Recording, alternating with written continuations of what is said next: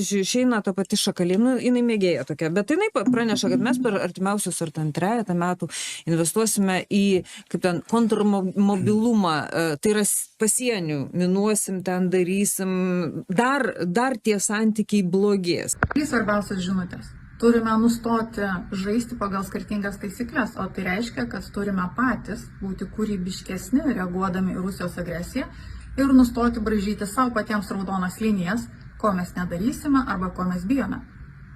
Antra pamoka, turime nustoti gąsdinti savo piliečius ateinančių karu, nes kaip tik dabar mes ir darome viską, kad to karo nebūtų ir nuo mūsų namų darbų priklausys, kaip sėkmingai pavyks jo išvengti. Trečias dalykas, mums reikia ne arba, o visko.